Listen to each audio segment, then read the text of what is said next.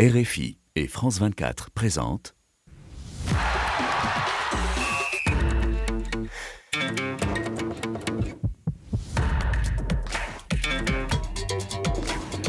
Radio Foot International, le Café des Sports, Annie Gasnier. Bonjour à tous, merci de nous rejoindre dans ce Café des Sports hebdomadaire bien préparé et qui sera servi bien chaud, vous pouvez en être sûr. J'en profite puisque nous sommes en 3 dimensions, comme toujours, version radio, version télé, version aussi internet, en direct sur Facebook Live ou sur YouTube, que vous pouvez nous suivre, nous réécouter tout au long de la semaine, mais aussi nous re-regarder au cours du week-end. C'est sur les sites, c'est sur l'application Pure Radio, c'est aussi à travers la page Facebook de Radio Foot et uniquement la nôtre. Faites attention parce qu'il y a des fausses pages qui circulent et notamment certaines qui sont reliées à des paris sportifs. On n'a absolument rien à voir avec ça. Alors soyez vigilants, notre page est très facilement identifiable. Eux, ils sont là uniquement pour vous et ils sont très identifiables. Bonjour Xavier Barré. Bonjour Annie. On prend des paris aujourd'hui sur les titres de champion Des paris, oui. Non, on n'est pas du tout paris, nous. Juste pour l'amusement ou la beauté de la chose. Bonjour Rémi Ngono. Bonjour Annie. Moi, mon identité, c'est la victoire et vous connaissez le seul club qui gagne tout le temps. Voilà. Il est vert et blanc, non? Je me suis trompée.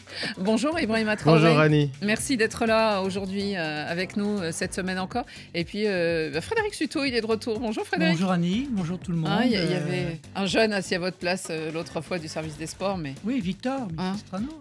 Il s'en est bien sorti. Je crois, oui. Les bonjours, Welbeda, il a gagné le concours. C'est lui qui s'est connecté le premier là, sur le Facebook Live. Salut. Il n'a pas eu le temps d'écrire grand-chose, il voulait vraiment être le premier. Et puis Lona Fogamou Massiré à Yaoundé. Alors lui, il se délecte déjà. Rémi Ngono, bravo pour avoir gagné. Xavier Barré sur tous les tableaux. Je demande à Xavier de se plier car sa saison est terminée. Je vois pas de quoi il parle. Saison blanche. Saison blanche. Voilà, pour jouer sur les mots. Pour jouer sur les mots. Dans les débats du jour, évidemment, beaucoup de choses aujourd'hui. Et nous commencerons par l'Angleterre avec un championnat en plein sprint final. Mais y a-t-il encore du suspense alors que Manchester City a retrouvé une impressionnante vitalité et qu'Arsenal s'accroche à la première place? Les Reds semblent avoir décroché de cette lutte dévorante d'énergie. Le sprint a-t-il déjà fait pchit? Un club peut interférer en tout cas dans cette joute finale. Tottenham qui rencontrera les 3 équipes et ce club a le rôle d'arbitre et d'arbitre sans la VAR bien sûr. C'est Keita. Xavi reste parmi les Blaugrana. Le président du Barça a finalement conforté Xavi à son poste. Que s'est-il donc passé pour convaincre Xavi de ne plus partir et pourquoi cette volte-face de sa part? Demi-finale de la Ligue des Champions et 2 clubs français face à face pour le match retour, le meilleur puisqu'il s'agit de PSG-Lyon. Pourtant, l'engouement semble limité, un paradoxe pour un pays qui a souvent gagné la Coupe d'Europe grâce à l'Olympique lyonnais. Nous essaierons de comprendre.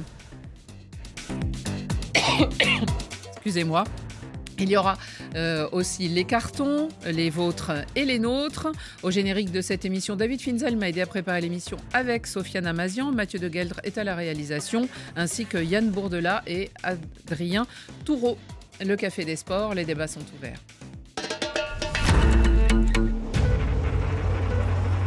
Cette course sprint qui s'anime dans ces derniers tours. Une bénédiction pour Liverpool, qui est allé au bout de ses intentions, au bout de son envie, au bout de sa rage. Arsenal réalise l'opération idéale. Le championnat d'Angleterre, la seule des grandes compétitions d'Europe qui n'a pas encore son champion et qu'on n'entrevoit pas encore vraiment. L'Allemagne, l'Italie ont déjà leur champion, alors que l'Espagne... Pas encore. Et la France non plus d'ailleurs. Mais bon, on croit avoir compris. Il y a encore un petit suspense. Ouais, on croit avoir compris. Ce monsieur, il parle de quoi? Les Anglais, vous ne savez pas de quoi il parle, Rémi. Les Anglais, eux, il leur reste encore 4 journées et la chance mathématiquement, comme on dit, parce que c'est justement ce qui freine encore du côté de la France ou du côté de l'Espagne. Mathématiquement, d'autres peuvent encore les dépasser jusque sur le podium. Eh bien, ce sont les Anglais, avec 3 équipes qui se tiennent de très près, Arsenal, Manchester City et Liverpool, toujours eux. Ils pourraient, l'un des 3, remporter cette ligue si prestigieuse. Mais quand on observe un peu, non seulement ce qui se passe, mais ce qui s'est passé ces dernières heures, eh bien, on voit que les Gunners sont certes premiers avec 77 points, mais que les Citizens sont deuxièmes avec 1 point de moins et un match de moins. Donc, potentiellement 3 points en moins, et donc pourraient leur passer devant, alors que les Reds, eux, ils ont encaissé leur 2e défaite en 3 matchs, et ils sont un petit peu plus loin. Ils n'ont que 74 points, ce qui fait qu'ils sont 3e. Et on a l'impression qu'ils ont peut-être été un peu décrochés. Ibrahima Traoré, est-ce que pour vous, ce sprint a déjà fait pchit? Est-ce qu'il est sans suspense? Non, moi je trouve qu'il y a tout le suspense qui est encore là. Quand on voit que entre... À 3 ou à 2? À 3. Oui, je mettrai encore Liverpool dedans parce que vous l'avez dit, il y a Tottenham qui est une équipe qui est quand même compétitive, qui va jouer contre ces 3 équipes, donc c'est possible. Et je pense à un sursaut des joueurs de Jürgen Klopp. C'est sa dernière saison. On avait dit toutes les ambitions qu'ils avaient pour lui. Malheureusement, tout est en train de s'évaporer puisqu'ils ont été éliminés en Europa League. Il y avait 3 titres possibles. Coupe, pour l'instant, il n'y en a plus qu'un. Et là, il n'y en a plus qu'un. Je pense que City reste quand même le grand favori. Et Arsenal aussi est bien dans la course. Donc pour moi, le titre n'est pas fait. Liverpool, tant que mathématiquement, ce n'est pas fait, ils sont encore dans la course pour moi. Liverpool, ils ont gagné la Coupe de la Ligue, il faut le rappeler. Oui. Donc, ils finiront pas la saison sans rien. Oui. Et Klopp partira au moins avec un trophée. Mais c'est vrai qu'on s'attendait à ce qu'il en ait plus. Il y avait quadruplé. Il y avait un quadruplé possible, surtout la Ligue Europa. Ils étaient les grands favoris, ils se sont fait piéger par l'Atalanta de Bergame. Au match aller, comme après disait Jürgen Klopp, c'est vrai qu'ils ont perdu chez eux. C'est vrai que c'est un peu une désillusion. Je pense que ça leur a mis un coup sur la tête. Et derrière, ils décrochent en championnat. Ils vont perdre à Everton, alors qu'Everton, certes, se bat pour rester. 14 ans que Everton n'avait plus remporté le derby de la Mersey sur sa pelouse de Goodison Park. Donc ça a été une vraie contre-performance pour Liverpool. Peut-être qu'il y a eu trop d'émotions qui a été mise autour de ces derniers matchs, ces derniers mois, ces dernières semaines de Jürgen Klopp sur le banc de Liverpool, parce qu'il est vraiment adulé par ses joueurs, par le public aussi. Mais bon, et probablement que le fait qu'on ne connaisse pas son successeur, on a longtemps spéculé sur l'avenue de Xabi Alonso, mais il reste à Leverkusen, ça crée une incertitude. Portugais, maintenant on a parlé d'un autre. Oui, il y a plusieurs noms qui circulent. Peut-être ça crée une incertitude dans le vestiaire, beaucoup plus que si on connaissait le nom du successeur, parce que les joueurs seraient déjà là en train de se dire il faut aussi qu'on gagne notre place pour la saison prochaine. Là, il y a beaucoup d'incertitudes finalement, ce trop-plein d'émotions liées au départ de Jürgen Klopp, et donc à l'arrivée, vous l'avez rappelé, Annie, 2 défaites en 3 matchs, et je pense que pour le titre, c'est fini pour Liverpool. Il l'a annoncé trop tôt, Jürgen Klopp, finalement, parce que c'est vrai qu'il l'a annoncé au mois de janvier, si je ne me trompe pas, c'était pendant la CAN, et ça a un peu douché beaucoup de gens en se disant waouh, il le dit très tôt, quoi. Mais regardez, on en parlera tout à l'heure, Xavi, il a fait volte-face, mais, mais à un moment donné, quand la pression est énorme, je pense qu'il y avait ce besoin-là de l'annoncer. Mais est-ce que nous-mêmes, les médias, on ne s'est pas emballé un peu vite? Je me faisais cette réflexion. Vous pensez qu'il va rester? Fred Suto, oui, parce que Fred Suto, il avait dit que ce serait Liverpool qui serait champion. Liverpool s'est retrouvé en tête là il y a un mois, mais c'est pas le grand Liverpool d'il y a 2 ou 3 ans. Quand vous regardez la saison de Mo Salah, moi je trouve qu'il y avait quand même des signes qui montraient que tout ne tourne pas si rond dans cette équipe. Il y a eu une bonne série, ils se sont retrouvés devant, mais plus parce que City a trébuché 2-3 fois. Et là, on voit bien qu'il y a des limites. C'est aussi un Liverpool qui a joué sur tous les tableaux. Alors que vous voyez par exemple Pep Guardiola, maintenant il ne joue plus la Coupe de la Ligue. Ça fait 2 années qu'ils se font sortir en 8e de finale, je crois, avec les remplaçants. Il a compris que les compétitions en Angleterre sont tellement énergivores. D'ailleurs, lui et Klopp sont les 2 entraîneurs qui en Angleterre réclament beaucoup contre des calendriers qui sont devenus sont surchargés. Surtout que cette Coupe de la Ligue, vous avez la demi-finale par aller-retour au mois de janvier, au moment où il y a les premiers tours de la Cup. Donc il où il n'y a plus les joueurs de la CAN. Et accessoirement, une année sur 2, ils sont partis effectivement en Afrique pour la CAN. Donc du coup, il a fait des choix. Et Klopp n'a pas fait ses choix. Il faut faire revenir Mané, nous dit Amadou. Klopp, il a voulu jouer sur tous les tableaux. Le Mané d'avant, bien sûr. Pas un Mané qui a 2 ans de plus. Rémi, comment vous voyez-vous cette fin de championnat? Est-ce que pour vous, il y a encore un suspense total, ou est-ce que c'est la voie royale pour City, la Citizen? Et il y a un suspense dans la mesure où si les équipes se tiennent par un point, Encore que 3 City... points, là. voilà. 3 points pour les 3. Oui, encore que City, je crois a donné la possibilité à d'autres de remporter le championnat cette année, mais ils ont refusé. Parce que jamais on a vu un City qui laisse quand même filer, pour l'instant, c'est 23 points perdus par City. C'est énorme. Or, qu'est-ce que les autres ont fait? C'est-à-dire que Arsenal, à peu près comme l'année dernière, on applaudit vite et puis c'est l'éléphant qui est assis sur la branche. Pap, ça se casse. Première branche pour l'instant quand même. Oui, ils sont encore en tête. Non, mais pour l'instant, attends, lorsque vous voyez là où ils perdent et lorsque vous regardez maintenant par rapport à City ne perd pas de cette façon-là. Parce que d'ailleurs, l'année dernière... City sans Haaland, parce que il a même pas joué le dernier match. Alors certes, Foden est en grande forme, mais c'est même un City qui se passe de Haaland. Mais sauf que City qui se passe d'Haaland a récupéré d'autres joueurs, tels que De Bruyne. Bon, ça fait de telle sorte... Même Walker qui était un peu à la touche, il est revenu. Et c'est pour ça que nous disons que les grandes équipes se reconnaissent au sprint final. Et malheureusement, pour eux, je crois que City sait gérer la fin de saison. Parce que quand on essaie de regarder la saison dernière, Arsenal, jusqu'à un certain temps, avait quand même 10 points d'avance. Ils se font rattraper et puis ils se font doubler. Aujourd'hui, on parle de Jürgen Klopp. Mais non, quand il a annoncé son départ, qu'est-ce qu'il y avait? Eh bien, on a continué à voir Liverpool qui était en tête. Mais par la suite... Eh bien, l'énergie, il n'y en a pas, il n'a pas su gérer cela. C'est exactement ce que Real fait souvent. C'est-à-dire, au début de la compétition, on critique le Real, mais vers la fin, on voit le vrai Real. Donc, pour moi, aujourd'hui, quand on essaie de voir justement les possibilités, je ne vois pas comment City va rater, même si je peux quand même dire que pour la première fois, au niveau du goal average, City n'est pas devant, mais au niveau quand même de ce qu'on dit, le match décisif, City garde toujours des réserves de munitions. C'est-à-dire que City a un match en retard. Ce match en retard, il ne va pas le louper. Alors, ça sera le 14 mai que ça va se rééquilibrer et que le match sera joué. Petite réaction, Annie? Oui. Non, mais la plupart des téléspectateurs, auditeurs, pour eux, oui, c'est plié, même si, comme le disait Ibrahima, il reste quand même ces 5 journées. Robson de Sousa, rien ne pourra empêcher City de remporter la Première Ligue. Ils l'ont déjà plié, ils vont gagner leurs 5 derniers matchs. Amadou Djibri nous dit Liverpool a déjà jeté l'éponge. Ce serait le 4e titre consécutif pour City, c'est-à-dire que c'est aussi une machine de guerre qui est lancée. Première fois dans l'histoire que ce serait. L'histoire de Tottenham est assez amusante là. Alors c'est un hasard du calendrier quand même, mais ils vont ils reçoivent chez eux Arsenal au cours du week-end. Ensuite, ils recevront City et puis ils iront jouer à Liverpool.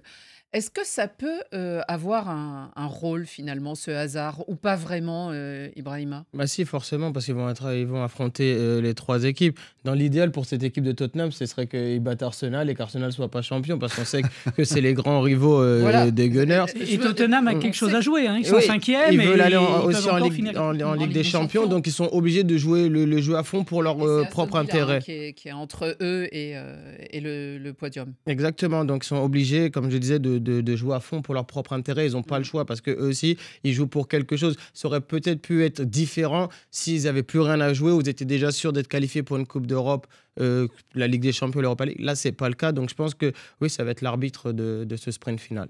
Et ça se passe comment dans la tête peut-être de ces équipes, Xavier? Je pense que c'est pas facile pour Tottenham parce que comme vous l'avez rappelé, ils sont 5e. Il n'y aura probablement pas de 5e club anglais en Ligue des Champions cette saison. Puisque les indices UEFA font parce qu'ils ne sont plus en Ligue des Champions. Ils seront, 4, c'est déjà pas mal, non? Non, mais par exemple, les Italiens peuvent en avoir 6. Donc bon, et donc les Anglais ne seront que 4, et cette 4e place, forcément, Tottenham la vise. Et Aston Villa est devant. Et quand vous savez le calendrier des Spurs, vous vous dites waouh, ça va être compliqué. Déjà d'aller essayer de gagner cette 4e place, mais surtout de préserver la 5e, voire la 6e, parce que derrière il y a du monde aussi. Donc pour Tottenham, c'est vraiment une fin de saison très compliquée parce qu'ils avaient bien commencé. On se posait la question de savoir s'ils ne seraient pas enfin candidats au titre. Tottenham, ouais. Et puis ils se sont un peu essoufflés. Ils ont des joueurs qui sont partis certains à la CAN. Son est parti à la Coupe d'Asie avec la Corée. Et donc, ils ont un peu plongé, ils s'accrochent, mais c'est une équipe qui pratique un beau football et j'ai l'impression qu'ils l'ont un peu perdu ces dernières semaines. Ils jouent moins bien, ils jouent plus sur les qualités de contre-attaquant de Richarlison et de Son. Ils sont là où ils doivent être. Hein. Quand on voit l'effectif, quand on voit les autres équipes du championnat, Tottenham est là à sa place. Ouais, est-ce qu'ils sont moins bons qu'Aston Villa, par exemple, même si Aston Villa joue très bien? Je pense qu'ils pouvaient viser le top 4. Ils pouvaient viser une place dans les 4 premiers. Oui. Voilà. Et là, avec ce calendrier démentiel qui les attend, je doute qu'ils puissent intégrer les places pour la Ligue des Champions. Il y a Théo Kyo, j'aime bien son petit message. Je vous rappelle que le terrain de Tottenham n'est pas un terrain facile pour City. Ouais, c'est vrai. Oui, c'est vrai. C'est vrai. Aussi. Rémi, sur cette folle lutte pour le podium, on les a vus déjà les autres années. Alors, c'était à 3, après ça se terminait à 2. Là, cette année, quand même, qu'il y en ait encore 3 potentiels candidats au titre, c'est quand même quelque chose peut-être qui reflète un super championnat anglais. Super championnat anglais parce que nous le disons, mais quand aujourd'hui Xavier Barrevo parle de l'indice UEFA, on voit que les clubs anglais n'y sont pas. Lorsqu'on voit aujourd'hui la Ligue des Champions, ils ne sont pas. Donc moi je dis c'est un championnat certes énergivore, harassant, un championnat spectaculaire qui, sur le plan du marketing, a réussi à se vendre. Mais également aussi, ce qu'il faut savoir, c'est que quand même, il y a un certain nombre d'équipes qui se tiennent. Ça fait de telle sorte qu'ils puissent avoir un suspense. Et c'est ce suspense-là qui est intéressant. Bien sûr, le problème maintenant, c'est que est-ce qu'on ne va pas commencer à parler de l'excès de domination de City? Parce qu'aujourd'hui, quand on en parle déjà en Angleterre, vous avez raison. 1 an, 2 ans, 3 ans, 4 ans. Quand c'était au niveau de l'Allemagne, on disait oh, le Bayern, ce n'est pas intéressant, c'est le Bayern qui finit toujours par remporter. Mais à la fin, quand on voit que City, même boitillant, parvient toujours à gagner.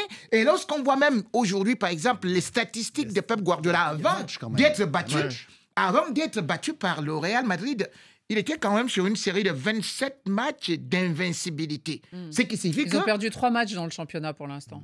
Oui, ils ont perdu 3 matchs et ils ont fait 7 nuls. Donc, même quand l'équipe n'est pas bien, ça fonctionne. Et c'est pour ça que je dis qu'aujourd'hui, il ne faut pas compter sur le faux pas de Pep Guardiola qui a même aussi récupéré Grealish, qui aujourd'hui a un excellent Doku qui peut faire des différences à tout moment. Donc, c'est une armada qui, aujourd'hui, quand je regarde sur papier, la seule équipe qui pouvait battre, si elle était en Angleterre, qui pouvait continuer à dire que c'était le Real Madrid. Mais le Real Madrid n'est pas là. Les autres comptent sur un faux pas de tel. Le Real Madrid, s'il joue dans la Première Ligue, il est 6e ou 7e. Hein. Derrière Tottenham. Hein. Mais bien sûr, il ne va même pas en Ligue des Champions. Je comprends pourquoi. Mais non, mais tu comprends pourquoi est-ce que Real Madrid n'a fait qu'éliminer les équipes anglaises. De la vie, attendez, Real Madrid élimine chaque année Liverpool. Chaque année. On va pas revenir sur les faits de jeu et les arbitrages scandaleux d'il y a 2 ans. Mais là, cette saison, c'est pas parce que le Real Madrid a éliminé Manchester City sur un aller-retour qu'ils ont effectivement tactiquement bien joué que tu peux dire qu'ils vont être champions d'Angleterre. Jamais de la vie. L'intensité du championnat d'Angleterre est telle que le champion le champion d'Espagne, le champion d'Italie, le champion d'Allemagne et le champion de France en Angleterre, ils sont 5e ou 6e. Ils sont pas dans les 4 premiers. La Ligue des Champions, ils sont pas dans les 4 premiers parce qu'il n'y a pas mais parce que le week-end d'avant, mais si on peut le dire, on le voit bien. Le week-end d'avant, on aura la Super League, on verra. Les Anglais jouent des matchs de Coupe d'Europe tous les week-ends ou presque. Parce qu'effectivement, et je rejoins Rémi sur ce sujet-là, il y a une densité, une intensité dans ce championnat qu'il n'y a dans aucun des autres.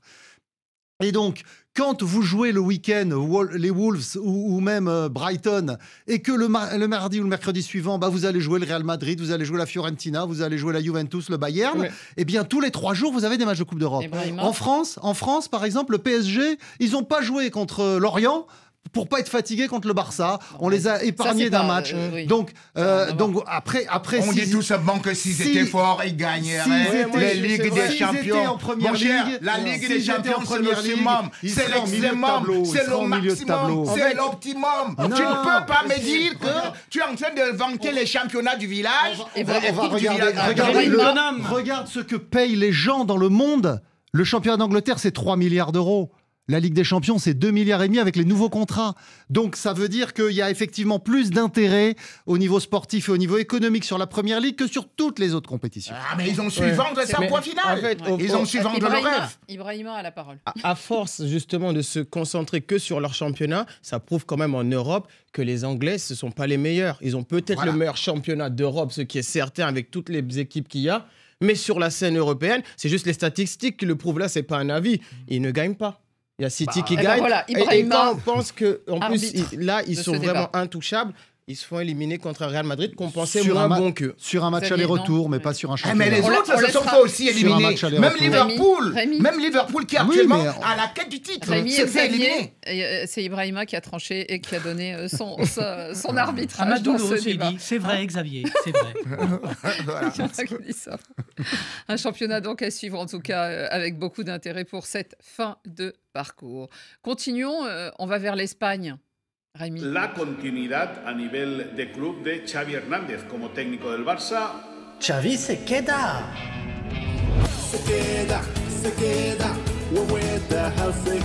Xavi se queda. Eh oui, c'était une rumeur qui faisait parler sur la Rambla. Xavi partirait-il vraiment alors que son équipe commençait à jouer de mieux en mieux? Pas comme en janvier lorsque l'entraîneur du FC Barcelone avait tout d'un coup dit qu'il ne resterait pas sur le banc dans la foulée de mauvais résultats de son groupe. Finalement, l'entraîneur et surtout le joueur ancien capitaine de cette équipe du Barça, et il a 4 Ligues des Champions à son palmarès, ce qui est quand même pas mal, eh bien, il restera sur le banc la saison prochaine. Hier, le président Laporta, le président du Barça, l'a confirmé dans ses fonctions. Alors, un peu bizarrement, cette prolongation, elle survient la semaine où ils se font éliminer de la Ligue des Champions sur leur propre terrain par le Paris Saint-Germain. Ils se font quand même battre 4-1, c'est violent. Et ensuite, ils vont perdre. Ils perdent le Classico, n'est-ce pas, Rémi, sur la pelouse de Bernabéu. Et là, ils perdent 3-2. Résultat, saison blanche, sans jeu de mots, pour le FC Barcelone. Mais ils auraient pas dû perdre. Avec un arbitrage normal, à Madrid, ils n'auraient pas perdu. Moi, je ne conteste pas les résultats. Donc, du coup... Je voudrais savoir... Non, vous aviez ma question. Écoutez la question. Est-ce que ce n'est pas un drôle de timing pour conforter un entraîneur? Et pourquoi, finalement, revenir sur sa parole? En fait, il a eu un peu un ras-le-bol en début d'année, quand il y a eu... cet enchaînement d'événements. Alors, des événements, il y a eu des résultats moins bons, effectivement, mais il y a eu surtout énormément de critiques à Barcelone, au sein du Barça. Énormément de joueurs à l'infirmerie. Et il y avait tout un concours de circonstances qui fait qu'il a eu un peu un ras-le-bol. Et il s'est dit, je vais annoncer mon départ. Et comme ça va calmer tout le monde. Parce que ce qui le touchait le plus, c'est qu'on remette en cause son investissement, ses compétences, son amour du Barça à Barcelone, au sein même du club ou autour du club. Et ça l'a beaucoup, beaucoup vexé. Donc il a dit, je vais dire que je pars, comme ça va calmer tout le monde. Et en fait, ça a effectivement eu cet effet. Du coup, les gens se sont dit, il s'en va, qu'est-ce qui va se passer? Donc, il y a eu une espèce d'inquiétude qui s'est installée. On l'a laissé bosser. Il a eu des résultats. Là, ils sont remontés dans le championnat. Ils sont remontés absolument. Ils ont failli rattraper le Real. Et ils ont, en Ligue des Champions, ils sont allés en quart de finale. Ils ont gagné à Paris. Ils ont gagné à Paris. Et bon, ils ont perdu au Stade Olympique. Mais il y a l'espoir qui est revenu. Il y a tous ces jeunes que Xavi a lancés, qu'il avait parfois lancés, qu'il a confortés. Lamine Yamal, bien sûr. Koubarsi en défense. Enfin, il y en a dans toutes les lignes. Et du coup, tout le monde a commencé à se dire, mais qu'est-ce qui va se passer si Xavi part? Pourquoi est-ce qu'il part? Pourquoi est-ce qu'il y avait un sentiment d'inachevé? Et donc, lui, il est tellement attaché à ce club. C'est un vrai Catalan, il ne faut pas oublier. Il a grandi là. Catalan, Voilà. Donc, du coup, il a dit, avec Laporta, ils en ont parlé. Il est sous contrat jusqu'en 2025. Et il va honorer son contrat jusqu'au bout. Rémi, il y a peut-être une histoire d'argent aussi derrière ça. Parce que le Barça a-t-il les moyens de s'offrir? Actuellement, on sait que l'après Messi, il y a de gros problèmes d'argent au club. Est-ce qu'ils avaient les moyens de s'offrir un entraîneur digne du FC Barcelone? Pour la première fois, j'ai pitié de Xavier Barré. Je le vois se débattre comme justement un cadavre qui sort du cercueil et qui dit « je suis vivant ». Monsieur, je devrais quand même dire que Xavi, c'est une honte pour le FC Barcelone. Pourquoi? Honte, Rémi. C'est une honte. Rémi. C'est l'ancien Jamais capitaine. dans l'histoire du Barça, un entraîneur n'a perdu 4 classicos d'affilée. Il me parle d'un classico. D'ailleurs, les supporters du Real, ils veulent que Xavi reste. Nous, on veut qu'il reste pour que la série continue. C'est-à-dire que la Super Coupe, le gars a perdu 4-1. Attendez. Bon, c'est 4 classiques. Au Camp Nou. L'an dernier, à Madrid, qui a gagné 4-0. Attendez, monsieur. Qui a gagné 4-0 chaque fois, mais ce monsieur, s'il était à la barre, directement, on le condamne. Hein. Il faudrait couper le micro. Germain Kounou nous dit « Je veux entendre Rémi sur le but annulé de Yamal ». Ouais. Bon, je suis sur c'est pas Rémi qui l'a annulé, je pense. Je suis sur un fait que un entraîneur n'a pas enchaîné 4 classicos en défaite.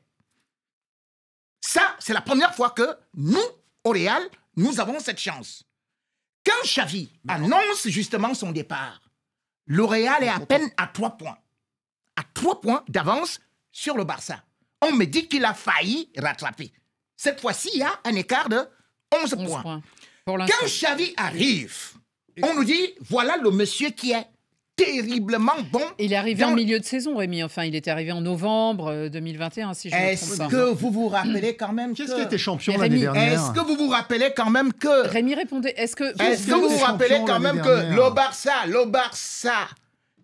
relégué en Liga, en Ligue Europa, se fait sortir par Francfort, et maintenant... Et cette année, il revient en Ligue des Champions. Il revient en Ligue des Champions. Évidemment qu'il y a un progrès. Encore la même humiliation de 4 buts. Ils reviennent de très loin. Et l'an dernier, le Real a été battu 4-0 à Manchester. Donc c'est comme ça le foot. Est-ce que le Barça n'a plus les moyens de se payer pour l'instant un grand entraîneur ou d'en acheter un nouveau parce que finalement, Xavi restant, il continue son contrat. Ils ont tout vendu.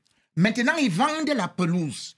Ils vendent les anciennes chaises. Et ils cherchent à vendre Xavi, sauf qu'il n'y a pas de preneur. Maintenant, ils viennent de nous dire, le grand club, mais ils vendent des morceaux de pelouse. Donc, Rémi, pour nous, aujourd'hui, nous voulons juste, parce que moi-même, j'ai demandé une messe d'action de grâce au niveau de la Maison Blanche. Aidons au moins les Catalans en vendant nos anciens maillots pour leur donner, pour que Xavi, au moins, puisse rester là. Aujourd'hui, tu me parles de la Masia. La Masia n'a plus rien. Et il y a un proverbe africain qui dit « La moisson ne vient pas du champ, mais du labeur. » La Masia ne produit rien. Bah non. Koubarsi, Fermín Lopez, tous éliminés. Lamine Yamal. Enfin, il y a plein de gens hyper talentueux. Tu nous disais il y a 2 ans qu'Ansu Fati était le futur Messi.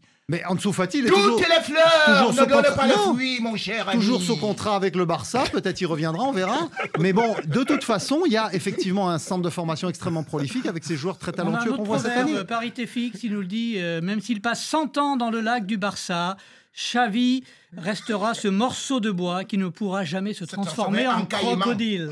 Voilà. Bon, en tout cas, je remarque... Non, mais moi, je voudrais donner la parole à Ibrahima. Ibrahima, qu'est-ce que vous pensez de cette volte-face finalement de Xavi? Est-ce que c'est bon pour le club? Parce que c'est aussi ça qu'on doit se demander. Non, moi, je pense que c'est un aveu de faiblesse tout simplement du Barça. Moi, je suis supporter du Barça, donc je peux le dire.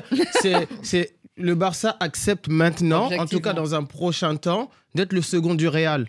Et pour être le second du Real, c'est mieux de garder que Xavi parce que économiquement, on n'a pas les moyens de rivaliser avec le Real. L'année prochaine, si on se fie aux rumeurs qui viennent et que le Real a la possibilité de prendre Alphonso Davies, de prendre Kylian Mbappé, c'est plus les mêmes sphères entre ces deux clubs-là, et économiquement et sur le plan sportif. Moi, je suis d'accord avec toi que l'année dernière, c'est évidemment Xavi qui a gagné le championnat.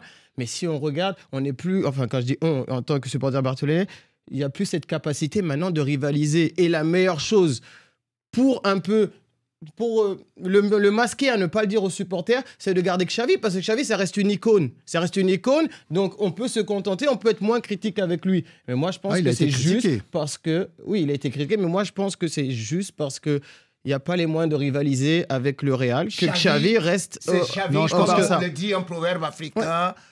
Ouais. Le chauve se réfugie sous son chapeau. Mais pour donner plus d'informations à tous nos auditeurs et internautes et téléspectateurs qui suivent les Blaugrana avec passion, il y a quand même un élément important dans cette information qui est parue, c'est que le staff de Xavi va être étoffé. Et je suis surpris d'ailleurs que Rémi Ngono n'ait pas cité les noms de Julio Tous et de Raúl Martinez.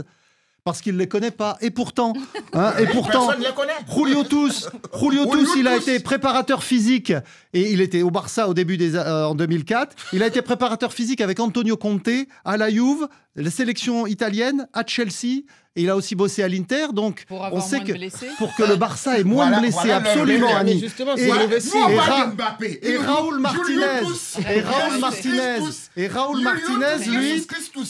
Martinez, il a travaillé avec la sélection espagnole comme coordinateur des soins, masseur kiné, pour la Coupe du Monde 2008, l'Euro 2008, la Coupe du Monde 2010 et l'Euro 2012.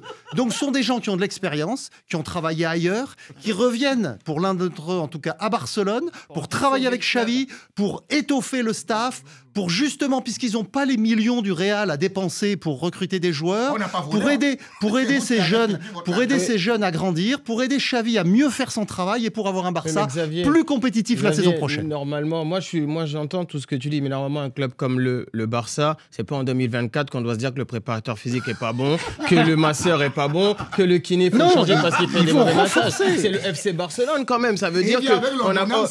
Voilà, c'est le FC Barcelone. Il y a une anomalie quand même de ce côté-là, faut le dire. Moi j'aurais une question. Est-ce que c'est pas on parle des jeunes parce qu'il y a quand même Lewandowski et d'autres joueurs de référence dans cette équipe, mais on parle beaucoup des jeunes et on parlait d'Ansu Fati, qui a malheureusement été victime de on nous avait dit le futur Messi aussi. Oui, qui a été beaucoup.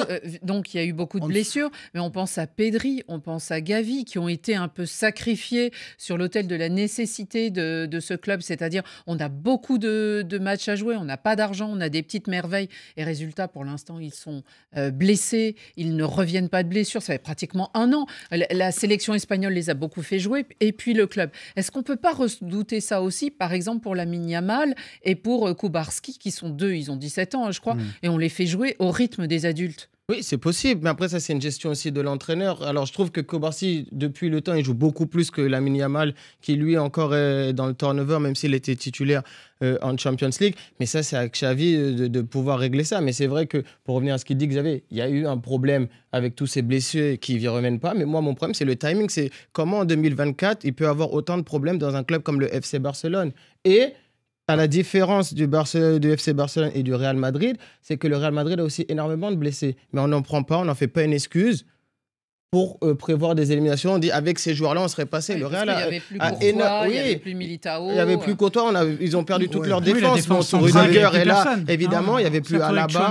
Vous n'avez pas Courtois, mais vous avez Lounine et vous avez Kepa. Donc vous avez 3 gardiens internationaux quand même. Sinon, Chelsea voulait plus de lui. Lounine, le Real l'a pris il y a longtemps, ils l'ont gardé, ils l'ont fait jouer, ils l'ont prêté en D2.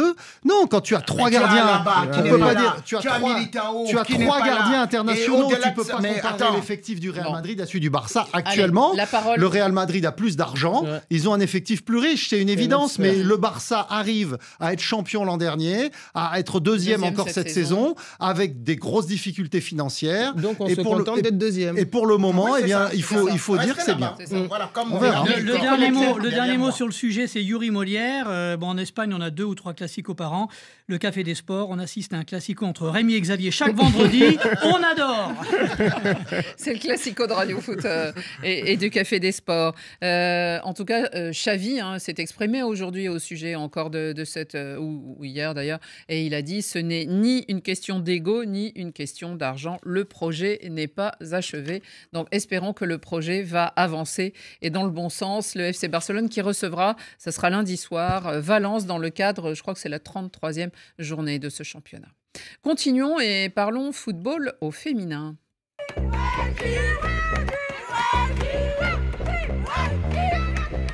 On compte sur vous pour venir nous soutenir.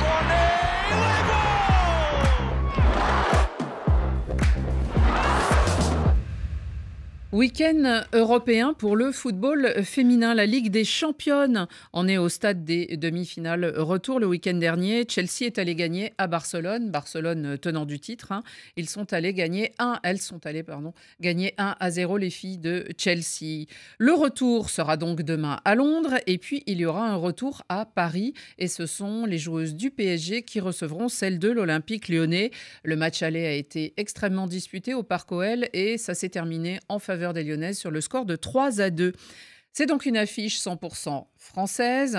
Il y aura une place en finale pour un club français. Et pourtant, même si Sonia Bonpastor, qui est l'entraîneur de l'équipe de Lyon, a déclaré c'est une bonne publicité pour le football féminin, on a la sensation que fort peu de gens s'y intéressent. Xavier, est-ce que vous avez le même sentiment que ce match qui se jouera au Parc des Princes à 16h dimanche après-midi, qui n'est pas retransmis sur des chaînes ouvertes, donc vu un peu en catimini, et je ne sais pas si les gens s'abonnent pour voir la Ligue des Championnes. Est-ce que ça manque d'enthousiasme ? On ne peut pas reprocher aux dirigeants du football et aux présidents des clubs de ne pas faire ce qu'il faut pour le football féminin. Mais je crois que le problème, c'est que quand un spectateur de football va voir les filles jouer et qu'il a des références en ayant vu des matchs masculins, il trouve qu'effectivement, ça va beaucoup moins vite, qu'il y a moins d'intensité. C'est presque pas le même sport, en fait. Et je pense que le problème, il est là. En fait, les spectateurs, ils vont aller voir un match de filles, entre guillemets. De Ligue des Championnes. Même de Ligue des Champions, où ça joue bien. Donc parce c'est les meilleurs. Absolument. Et il va dire... c'est pas le niveau des hommes. Donc, c'est pour ça qu'en Espagne, en Angleterre, un peu en France aussi d'ailleurs, certains présidents de clubs ont développé le clubisme autour des équipes féminines, ce qui permet effectivement au football féminin de se développer avec des matchs de qualité. Le Barça, par exemple, en Espagne, Chelsea, Arsenal, Manchester City en Angleterre, Lyon et le PSG, l'Atlético aussi en Espagne, Lyon et le PSG en France. Donc, on a des présidents de clubs qui mettent des moyens importants sur leur équipe féminine parce que c'est pour eux aussi un moyen de faire briller leur club, leur marque club. Mais les spectateurs, s'ils ne comprennent pas que ce n'est pas tout à fait la même vitesse, pas tout à fait le même engagement, pas tout à fait le même capacité athlétique, forcément, ils sont déçus. Donc, il faut renforcer, je pense, encore le clubisme pour que les fans continuent à aller soutenir leurs équipes féminines. Ibrahima, on parle quand même d'un pays qui est la France et qui a organisé, qui a accueilli une Coupe du Monde il y a 5 ans, c'était en 2019, où il y avait eu un vrai enthousiasme autour des matchs, autour des compétitions, des grandes équipes qu'on avait reçues en France. Et on a l'impression que le soufflet n'a pas tenu, qu'il est retombé déjà. Moi, je suis d'accord avec ce qu'il dit, Xavier, quand il compare, il dit qu'en fait, il ne faut pas comparer parce que ce n'est pas le même sport, le football masculin et le football féminin, dû aux spécificités physiques. Il y a eu la Coupe du Monde, oui, il y a un engouement, mais parce que c'est un événement en France où il y a beaucoup de gens, où c'est retransmis, c'est dans des grands stades, c'est une fête. Donc, c'est pour ça qu'il y a un engouement. Mais quand on en vient au clubisme, moi, justement, je ne suis pas d'accord. Je trouve que le problème, c'est de vouloir mettre ces deux sports qui sont, pour moi, totalement différents au même pied d'égalité. Les stades qui sont remplis par le football masculin ne peuvent pas être remplis par le football féminin. Alors, vous allez me dire, oui, il y a une demi-finale de Ligue des Champions, donc il y aura du monde. OK, intéressant. Mais une 13e ou une 20e journée du championnat, il n'y a personne. Quelques centaines de spectateurs. Exactement. Un championnat de foot féminin on en prend France, il n'y a toujours personne. un événement du football féminin pour dire, on revendique la même chose qu'avec le football masculin. Et elle vient de là, l'erreur. Mais l'année dernière, à Lyon, il y a eu 40 000 spectateurs. Ah oui. C'était un record en France. Plus de 43 000 spectateurs pour le match retour. Exactement. Alors, c'était à Lyon et c'était déjà PSG-OL. Un match retour de Ligue des Champions. Donc voilà, c'est un événement. Mais si on regarde les matchs du week-end, c'est plus le même engouement. Et là où j'ai le problème, moi, avec le clubisme, et ce que tu dis, c'est justement le problème du clubisme, du championnat où il y a deux vraies équipes compétitives en France. Les autres, elles ont un manque de moyens, elles ne sont pas compétitives. Et les clubs... Le PFC un petit peu. Oui, un petit peu. Et Paris FC qui a fait une bonne saison européenne. Exactement. Et les clubs, ils essayent de vendre leur marque et tout ça, mais finalement, ça ne leur rapporte pas beaucoup le football féminin. Non, c'est pour ça que moi je dis... Dans la rue, on ne voit pas de maillot de football, de football féminin. Il faut saluer les investissements des patrons de clubs et des présidents de clubs qui jouent la carte du football féminin. Non, mais c'est vrai qu'on devrait avoir à la une du journal L'Équipe cette demi-finale. Alors c'est dimanche, on verra ce qu'ils vont nous mettre en une, mais bon, le PSG homme risque d'être sacré samedi soir. C'est quand même une chance inouïe d'avoir deux clubs français en demi-finale de la Ligue des Champions. On parlait de Barcelone tout à l'heure, du côté des féminines de Barcelone.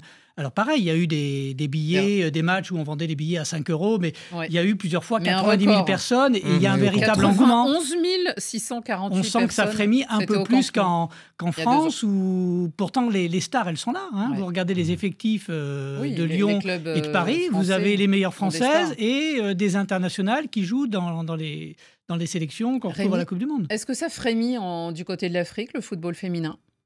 Parce qu'on a des cannes féminines, on a des sélections au moins. Je crois que ça fait mieux même en Afrique plus qu'ici. Parce que lorsque vous regardez les records, justement, même quand la France organise la Coupe du Monde, le plus grand record de la France, c'était France-États-Unis. Le quart de finale. Oui, et c'était 45 000. C'est quand même petit bras pour des filles et surtout pour des investissements comme tu en parles aujourd'hui. La France, ne serait-ce que cette année, c'est 240 000 licences, 797. Donc, normalement, le football féminin devrait être au niveau des médias. Le problème, c'est que c'est les médias qui ne font pas ce travail.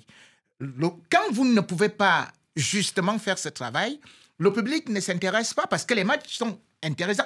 On pouvait encore avoir cette excuse que, à l'époque, eh bien, Lyon faisait juste son one-man show et ça passait. Mais depuis 2011, ils ont gagné 8 Ligues des Champions. Le PSG est venu, on voit quand même une certaine rivalité avec le PSG qui d'ailleurs a réussi à être champion souvent la même en 2021, qui a réussi peut-être même au niveau de l'Europe, que ce soit en 2017 ou 2015, a fait de bonnes prestations. Mais moi, aujourd'hui, je crois que c'est un manque de promotion. On en reparlera de ce football féminin, d'autant que Jean-Michel Aulas vient d'être nommé. Alors bon, il y aura de quoi en parler. Il s'y connaît très très bien en football féminin. C'est lui qui a donné les moyens au premier grand club français d'apparaître sur la scène européenne.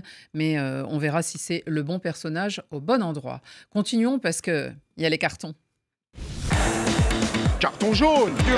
Qui sort un carton jaune. Ouh là là là là, carton rouge. Carton rouge. Dans la confusion. Carton vert. Extraordinaire. Rien à dire. Et tout de suite, vos cartons, chers auditeurs et téléspectateurs et spectateurs de Radio Foot et du Café des Sports. C'est à vous, sélectionné par David Finzel. Bonjour Annie, bonjour Rémi. J'écoute la radio depuis en Haïti.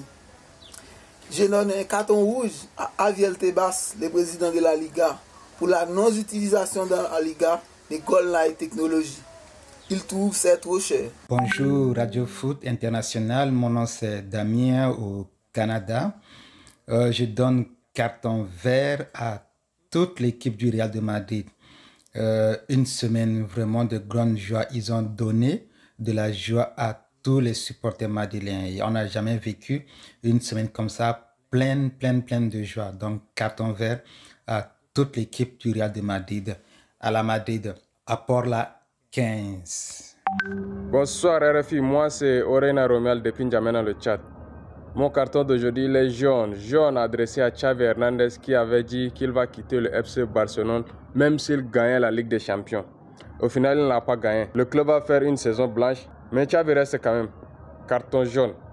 Bonjour le Café des Sports, moi c'est Boubacar Diallo depuis Conakry. Pour ce Café des Sports, j'ai envie de donner un carton vert à l'entraîneur de ce club, Jürgen Klopp, qui va partir à la fin de cette saison après 8 ans passés au club. Il a tout gagné, même si cette saison il va perdre la Première Ligue parce que là, ils sont inclinés face à Everton dans le derby de la Mersey. Mais ce qu'il a fait depuis 8 ans, c'est tout simplement exceptionnel. Carton vert à toi, Jürgen Klopp. Bon Café de Sport et bon week-end. Ciao. Salut Radio Foot International, Kamisoko Sekou depuis les Émirats Arabes Unis. Carton vert à Phil Foden pour sa saison exceptionnelle et surtout l'histoire qui se cache derrière son numéro 47, l'âge de son grand-père lorsqu'il est mort. Ciao, bonne émission. Bonjour à tous, bonjour Radio Foot International, je suis Honoré Dem, Togolais vivant en Italie. Je donne un carton vert à Marcus Thuram qui a été un grand artisan dans le sac de l'Inter de Milan. Il me rappelle Samuel Eto'o à l'Inter de Milan. Bonjour le Café des Sports, moi c'est Boyer le Parisien depuis Lomé. J'aimerais donner un carton vert à Luis Enrique. Le monsieur il est merveilleux. Vous voyez, nous les Parisiens, nous avons tellement souffert des remontadas, des choses dans un point fini. Mais depuis l'arrivée de ce monsieur-là, nos larmes sont en train d'être essuyées automatiquement avec les revanches, un à un. Bon, on espère qu'il aura un rendez-vous à Londres contre le Bayern. Bonne émission à vous. Bonsoir Café des Sports, je suis Amdia Tandjaï de la Guinée-Conakry. C'est une première pour moi. J'adresse un carton vert à toute l'équipe de Radio Foot International, de Café des Sports, notamment Madame Annie Gasnier. Cette émission est plus qu'une émission, mais c'est une véritable école pour ceux qui sont dans le métier de journaliste sportif. Bonjour Radio Foot International, moi c'est Mohamed Diallo depuis le Sénégal. Big up à Madame Annie. Et j'espère que vous resterez jusqu'à pour 100 ans ou bien 150 ans même. J'adore vous écouter. Bon, mon carton, il est vert pour Habib Beye, pour toute sa patience et toute son humilité et le travail qu'il fournit. Ça me fait toujours un grand plaisir de l'écouter dans les émissions. À chaque fois qu'on l'évite, moi, je suis impatient d'écouter. Voilà, merci beaucoup et big up à vous tous, je vous aime. Merci beaucoup à vous tous. On a vu Habib Beye hier dans l'émission, vous pouvez la réécouter parce que c'était vraiment un privilège de le recevoir, lui qu'on a eu si longtemps dans notre studio. Et puis bravo au maillot de RFI là en Haïti parce que je ne l'avais jamais vu, mais c'est un super maillot et bravo pour ce maillot, notre auditeur haïtien. Puis il y avait un Guinéen qui vit aux Émirats Arabes Unis. Allez, les cartons. Rémi, rapidement, il faut que ce soit court. Jaune. Aliou Cissé. Alors, Aliou Cissé avait une déclaration qui m'a fait sursauter, à savoir que, bon, lui, maintenant, il rêve grand. Pas seulement pour remporter la CAN, mais carrément, il a déjà promis la Coupe du Monde. Je me souviens de Rigobert Songuedeto, qui nous avait promis la même chose, et on connaît bel et bien ce que ça en a donné.